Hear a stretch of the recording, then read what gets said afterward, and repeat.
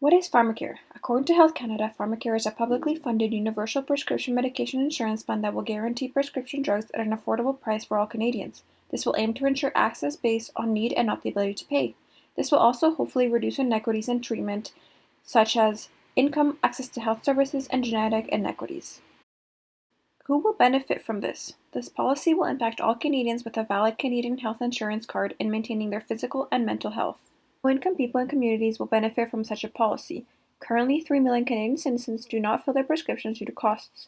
Canada Health Act does not currently cover the cost of prescription medication, resulting in people having to rely on insurance from employers, personal healthcare plans, government, or out-of-pocket money to cover these costs. Talk about low-income populations. An estimated 240,000 Canadians skip on heating to be able to pay for their drugs, and individuals report not filling or renewing prescriptions, even skipping doses to make their prescriptions last longer, thus reducing the cost of refilling. Some are even skipping the use of life-saving medications such as insulin. 1 in 10 Canadians experience cost-related non-adherence, meaning time spent in the hospital when they should be at work. This results in 93,000 visits to the emergency department and 26,000 admissions to the hospital. A Pharmacare program already exists in New Zealand, Australia, and the United Kingdom. Actually, Canada is the only country that offers free healthcare but no Pharmacare program. Dr. Eric Hoskins and the Advisory Council on the implementation of National Pharmacare from the Government of Canada were responsible for the ideation of this policy. Health Canada says the reason for this policy is because Canadians share a common mindset of providing equal access to healthcare for all. According to the Government of Canada, this policy may reduce the confusion related to drug plans and coverages that cover some healthcare in not all areas. Trying to figure out what is covered and what isn't will reduce confusion and increase overall satisfaction. Pharmacare may also increase adherence and reduce costs related to expensive emergency room visits and time spent in hospital recovering if they did not take their medications. With a national Pharmacare program, the prices of medications will be lower for the government long term as they will purchase medications in generic and bulk forms. What are the downsides of Pharmacare?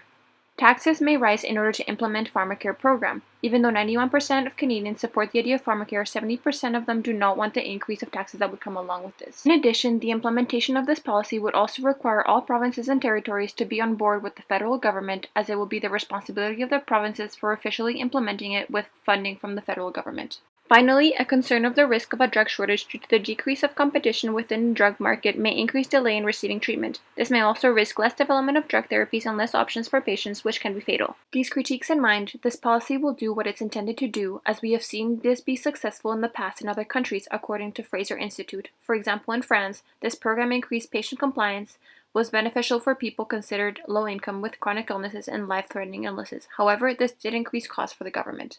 With all of this considered, us RNs support the implementation of this policy. Health is determined with many considerations in mind, including patient accessibility to healthcare, including income and social status. We know that the costs of using medication properly will improve patient health and reduce costs elsewhere in the healthcare system. Finally, we know that this policy is already implemented in other countries with success, which supports that this can be beneficial for all Canadians. One consideration in the future for this policy would be to allow finance towards research and development of new medications in order to increase healthcare options for patients in the future, as even within one class of medications, the route, the metabolism, the dosing schedules, and the side effects all vary greatly. As RNs, we always want to offer patient-centered care to promote equality as well as equity.